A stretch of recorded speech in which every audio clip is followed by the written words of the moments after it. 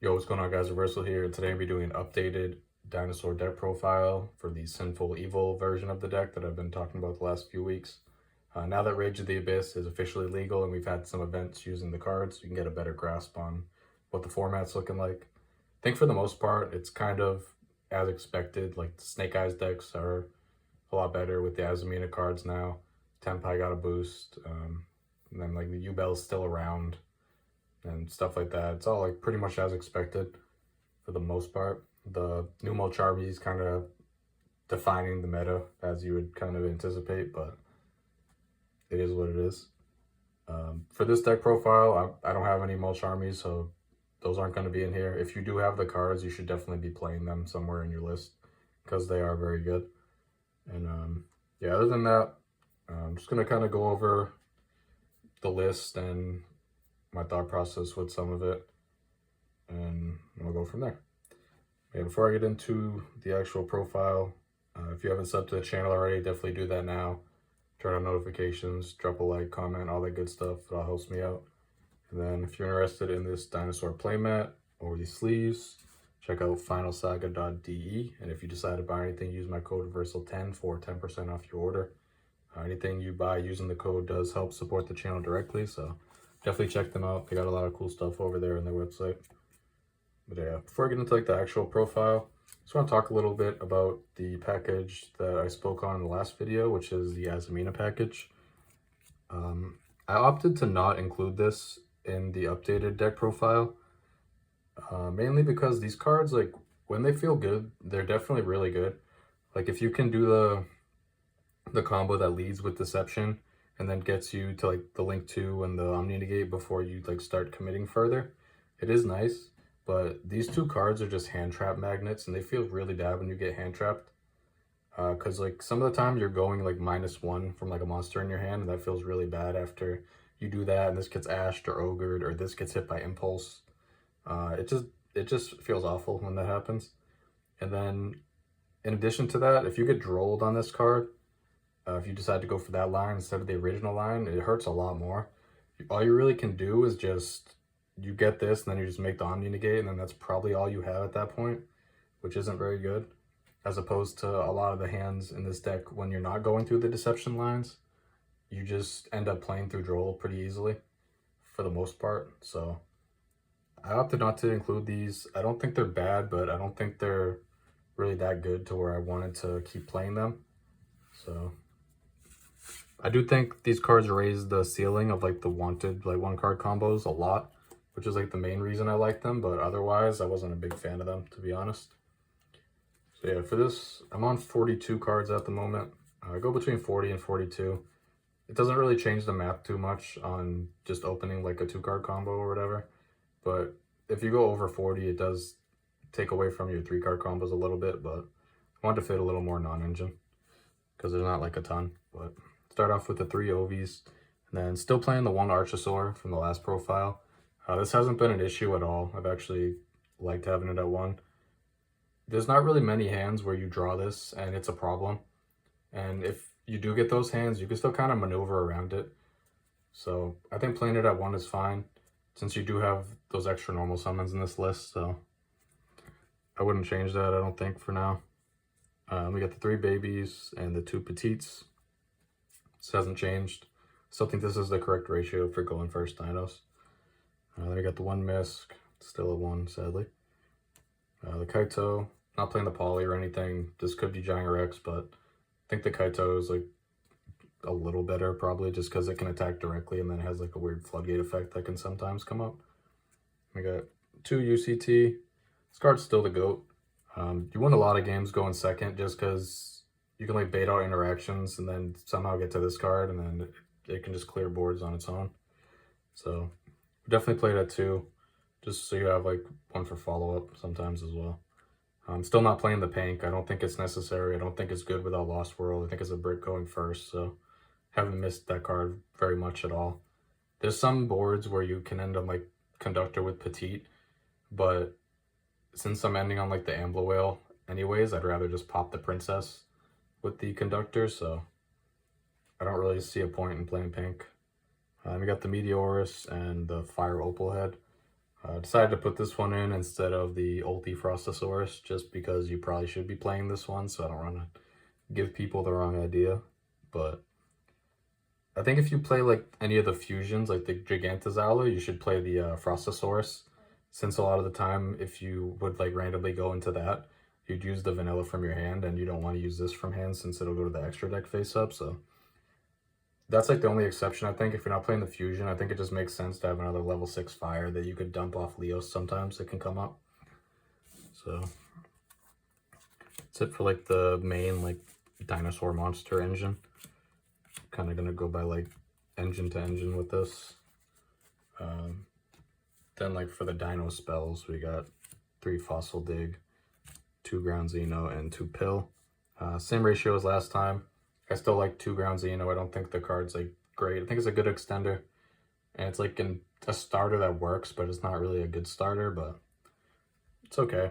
And then these are like self-explanatory. Still no Lost World. I still think that Lost World's not really good enough to play right now, and it doesn't really help you too much, so haven't missed it really at all. It is nice to have going second to help playing the hand traps, but other than that, they really don't miss the card. Now for the Sinful package, we got 3 Wanted, 1 Witch, 1 Original, then the 1 Poplar. This is here for so you can access this engine through your like regular Dino combo, because you could make a rank for the Banshee to search Poplar, Poplar get this, and then this gets you into the Evol stuff. So I think having these as an option through like your regular Dino combo is very strong. It gives you better layering with the trap card, and then like I've shown the combos. If you haven't seen those, definitely check them out. You're ended on like the Princess Pop Ambler Whale with the trap, so even if you get Dark Ruler, you still have 2 negates and the pop, which is pretty good. But these cards have been really good. The fact that like all 3 of these and like these cards all combo off with Baby is nice. So it's definitely made the deck a lot more consistent. And then these cards aren't even that bad going second, like because you can bait stuff out with like the Wanted and the Witch stuff, and then it kind of forces interaction, like especially because Witch is 2500 attack, so like she could threaten battle phase into certain boards. So these cards have definitely been really good. Definitely won games going second, even with like a list that isn't playing a ton of non-engine, just off the back of like these cards, just being able to bait interaction along with like your Dino stuff. Then you just get to Conductor, and then that can get you a W. But I've seen a lot of people say like with these cards, like why don't you just play Snake Eyes? But like this package basically just gets you to Evolzors and Conductor, which is like why I played Dino in the first place, like when I picked up the deck. So I feel like it doesn't really make sense to say that. But yeah, for like the non-engine stuff, 1 Prosperity. This is like engine still, but I figured I'd put it in this section since it's not like a mandatory thing to play. I think if you don't want to play this, you should play an even 40. But if you want to go over 40 a little bit, I think this card helps a lot still.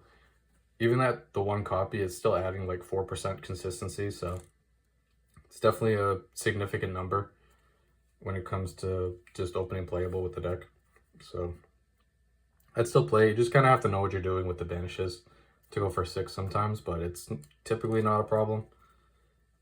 Then I'm playing 3 Ash Blossom, and in addition to that, the Called By. So these are like your main deck Fuvaros like outs, and these cards are just good in general. I think in a meta where there's going to be like Tenpai, and I think Labyrinth is like one of the like better decks outside of like the top ones. It's probably like that 5th, 6th slot in my opinion. So having this for like Tenpai Lab, and then it's just good into the other matchups as well. It's not like the highest impact card all the time, but it's always going to be pretty good.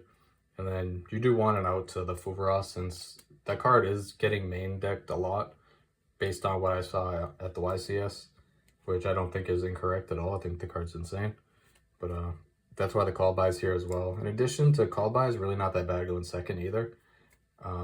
Because like you could hit the Silvera Omni Negate part of the Azamina stuff since it tributes for cost. You could hit the Phantom of Ubel because it tributes for cost. Like those are like some applications that can come up. And then there's other cards in like the Snake Eyes decks you could hit. So it's not bad going second, but going first helps you a lot to help play through hand traps. And then additionally, main decking imperms. This is just another one like Ash. It's just good against pretty much every deck, and you can use it going first or second. And then this one's not bad to draw as a 6 card as well, which I thought was important to have for these other slots other than Ash. And even Ash sometimes is okay as a 6 card, but those are mainly just for like Fuwalo sets. But I think Imperm's fine as like a hand trap or like a board breaker, even though it's only a 1-for-1 as a board breaker. Still has a lot of value, I think. And then I just wanted to have like some hand traps in the main and then a few of like the high impact ones in the side. So like you have the hand traps as an option for the matchups where you want hand traps. And then the last non-engine, playing Fenrir's. This one's like interchangeable with, let me show what I was playing. I was playing Droll in this slot. And then one other one I was playing was Droplet. So these are like the ones that I've been switching in and out a lot. I think Droll is good, but it's kind of more high rolly against like certain decks like Evol and like the snake decks. It's not good against Tenpai really, and I think that's the main reason you wouldn't want to main deck it, because like you don't want to have a bunch of non-engine that's dead versus Tenpai, but it is what it is. I think Droplet's also pretty good, but I decided to keep the Fenrir in just because this card's good going first or going second. It's good into the Fuwalos to give you some board presence, so decided to keep playing it. And then the free +1 helps you when you're because you're discarding for your combo, so decided to keep it in. It's pretty good. If you don't want to play this, you don't have to, but for now I'm decided to keep it in. You could also cut one of them and just play 41 just to get closer to 40, but for the sake of the video, I'll just keep it at 42 because it's interchangeable. So yeah, so for the main deck, the extra deck is pretty much the same as the last time with the inclusion of like one chain. So I'll kind of go through it a little quicker. Got Dolka, Lagia, 2 Lars, the drill guy.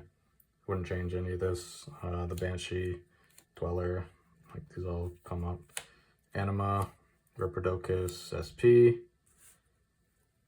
Barricade board blocker for when you draw like your Poplars or your other fire cards. You could use your Dino combo and then use this to get those engraved and then just princess it back.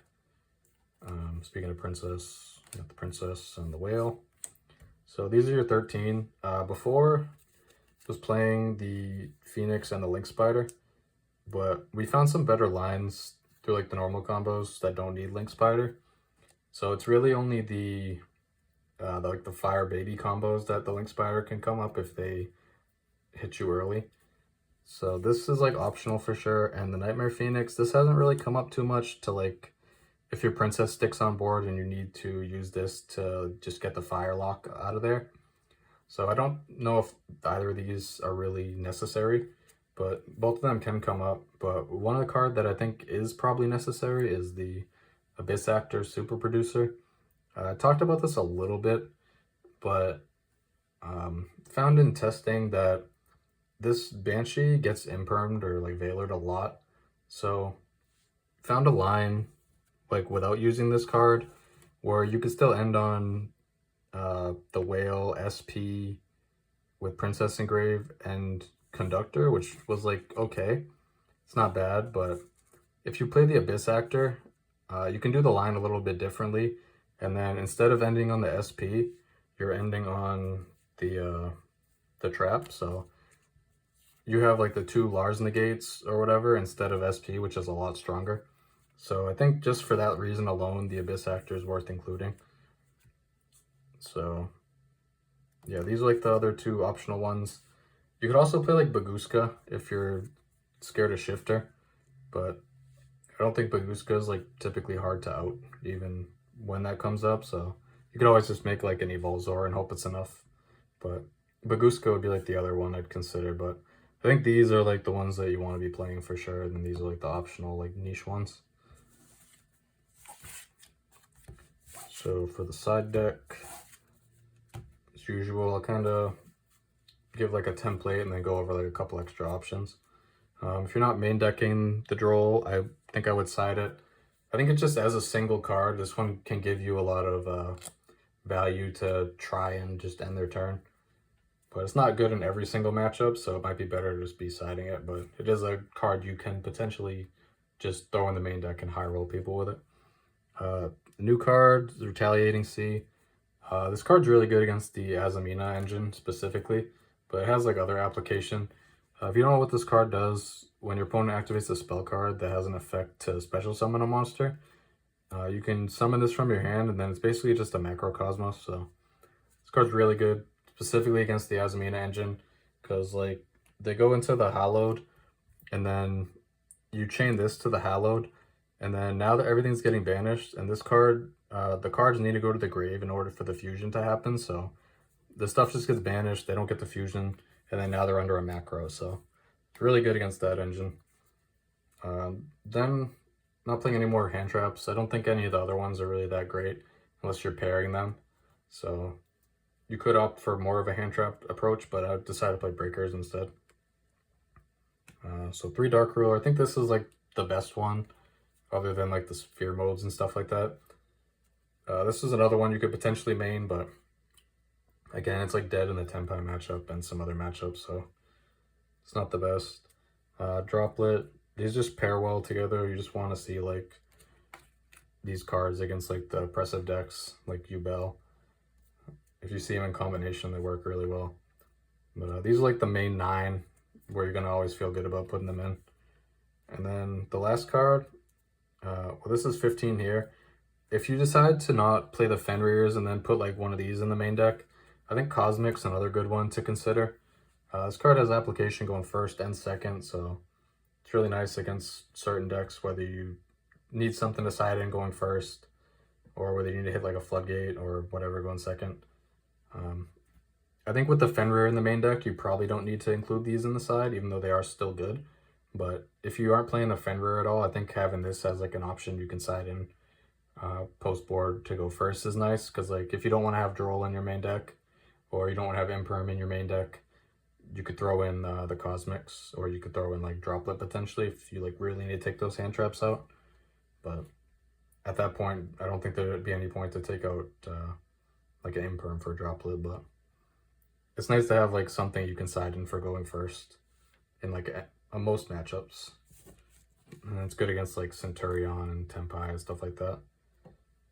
And then like some additional cards you could play.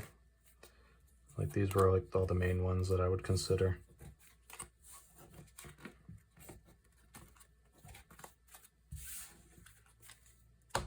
So some other ones you could play is like Evenly, Raigeki for like more breakers. I think Raigeki is probably better than Evenly, but Evenly is like randomly good sometimes. The Pank, I don't think this is really even worth like siding because it's not that good, but you could if you really want to. And then something you could play for going first is like a thrust package.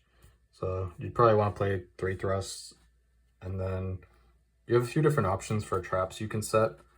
I feel like this card's more of like a going first card than a going second card, since you're not playing like a ton of breakers that combine well with it. But for going first, you could play this versus like Tenpai or whatever, and then if you get hand trapped, you have like these cards that you can all consider. I think DDG is good for like the Snake Eyes decks, and then these are like the ones for Tenpai. I think Threatening Roar is potentially better than D-Barrier against Tenpai, just because like if Tenpai turn skips you and you D-Barrier them, if they're playing the like Princess, the Atlantis package in the extra deck, they could still kill you on an open board. So it's a little risky to D-Barrier, but this card is better in like a more general sense, so this is probably the better one to play. But if you want something specifically for Tenpai, I think Threatening Roar is arguably better than D-Barrier, but you'd probably just want to play these two because they cover more ground. But yeah, these are just some things that you can consider. I think like Crossout is another one. Like if you have the Fuvalos of yourself, you can consider playing Crossout with like all the targets, including that.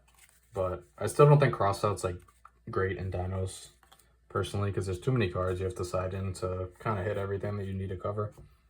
But it's definitely something that you can consider. But yeah, it's going to be it for the updated list. Like I said, been doing well with the deck and testing. The boards don't get cracked. You can play through stuff pretty well compared to like other Dino decks. So yeah, I'm definitely gonna keep playing this. And that's it for this one. Take care. Peace.